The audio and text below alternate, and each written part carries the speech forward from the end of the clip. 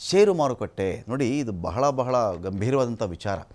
ಎಷ್ಟು ಜನಕ್ಕೆ ಷೇರು ಮಾರುಕಟ್ಟೆ ಅರ್ಥ ಆಗುತ್ತೋ ಅರ್ಥ ಆಗಲ್ಲೋ ಬೇರೆ ವಿಚಾರ. ಟ್ರಂಪ್ 90 ದಿನದ ಸುಂಕ ವಿರಾಮದ ಬಳಿಕ ಷೇರುಪೇಟೆ ಒಂದು ಕಡೆ ಚೇತರಿಕೆ ಕಂಡಿರೋದು. 90 ದಿನ ಟ್ಯಾಕ್ಸ್ ಹಾಕಲ್ಲಪ್ಪ ಅಂದ ತಕ್ಷಣ ಅವ್ರಿಗೊಂದು ಧೈರ್ಯ ಬಂತು. 90 ದಿನ ಟ್ಯಾಕ್ಸ್ ಹಾಕಲ್ಲ ಅಂದ ತಕ್ಷಣ ಮತ್ತೆ ಷೇರುಗಳ ಬೆಲೆ ಜಾಸ್ತಿ ಆಗುತ್ತೆ. ಯಾವಾಗ ಕರಡಿ ಹಿಡಿತ ಅಂದರೆ ಮಾರ್ಕೆಟಲ್ಲಿ ಶೇರ್ ಮಾರ್ಕೆಟ್ ಕೆಳಗಡೆ ಬೀಳೋದು, ಗೂಳಿ ಓಟ ಅಂದರೆ ಶೇರ್ ಮಾರ್ಕೆಟಲ್ಲಿ ಮೇಲ್ಗಡೆ ಹೋಗೋದು, ಮಾರ್ಕೆಟ್ ಮೇಲ್ಗಡೆ ಹೋಗೋದು ಅಂದರೆ ಹೂಡಿಕೆ ಮಾಡಿರೋರಿಗೆ ಲಾಭ ಬರೋದು.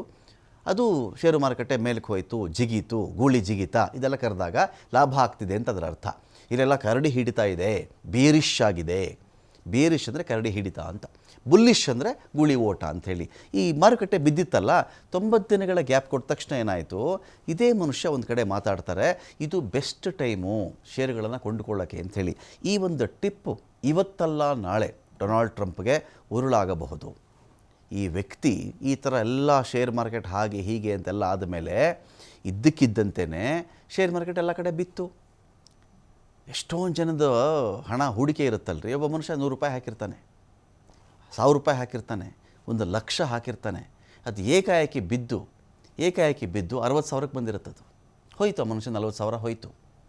40,000 ಹೋಗೋವರೆಗೂ ಸುಮ್ಮನಿದ್ದು 40,000 ಎಲ್ಲ ಆದಮೇಲೆ 40,000 ಹೋದ್ಮೇಲೆ 60,000ಕ್ಕೆ ಬಂದ ಮೇಲೆ ಏಕಾಏಕಿ ಈಗ ನೀವು ಷೇರುಗಳನ್ನು ಕೊಂಡ್ಕೊಳ್ಳೋಕ್ಕೆ ಸರಿಯಾದಂಥ ಸಮಯ ಅಂಥೇಳಿ ಒಬ್ಬ ದೇಶದ ಅಧ್ಯಕ್ಷ ಮಾತಾಡೋದಿದೆಯಲ್ಲ, ಈ ಥರ ಯಾವುದೇ ದೇಶದಲ್ಲಿ ಅಧ್ಯಕ್ಷರು ಮುಖ್ಯಸ್ಥರು ಮಾತಾಡಿದ್ರೆ ಬಹಳ ಕೇರ್ಫುಲ್ಲಾಗಿರಿ. ಇದೊಂದು ದೊಡ್ಡ ಕೆಟ್ಟ ಗೇಮ್ ಇದು, ತುಂಬ ಕೆಟ್ಟ ಗೇಮ್ ಇದು. ಆ ಥರ ಮಾಡೋದು ಅವರೇ, ಕಾರಣ ಇವ್ರ ಕೈಲಿರುತ್ತಲ್ಲ ಆಟ, ಟ್ಯಾಕ್ಸ್ ಆಟ ಇವ್ರ ಕೈಲಿದೆ. ಟ್ಯಾಕ್ಸ್ ಆಟ ಯಾವ ಥರ ಆಡ್ತಾರೋ ಅದೇ ರೀತಿ ಷೇರು ಮಾರುಕಟ್ಟೆ ಕೂಡ ಕುಣಿತಾ ಇರುತ್ತೆ, ಇಲ್ಲ ಬೀಳ್ತಾ ಇರುತ್ತೆ. ಅದನ್ನು ಹೇಳಿರೋದಕ್ಕೇ ಕೂಡ ಇದ್ರ ಬಗ್ಗೆ ಕೂಡ ಅಮೆರಿಕದಲ್ಲಿ ಅಪಸ್ವರಗಳು ಶುರುವಾಗಿದೆ. ಈಗೇನಾಗಿದೆ, ಷೇರು ಮಾರುಕಟ್ಟೆ ಅಮೆರಿಕದಲ್ಲಿ ಭರ್ಜರಿ ಏರಿಕೆಯನ್ನು ಕಂಡಿದೆ. ವಾಲ್ ಸ್ಟ್ರೀಟ್ ಷೇರುಗಳ ಮೌಲ್ಯದಲ್ಲಿ ಭಾರಿ ಏರಿಕೆ ಆಗ್ತಾ ಇದೆ. ಅಮೆರಿಕದ ಡೌಜೋನ್ಸ್ ಇದೆಯಲ್ಲ, 2,600 ಅಂಕದಷ್ಟು ಜಿಗಿತವನ್ನು ಕಂಡಿದೆ.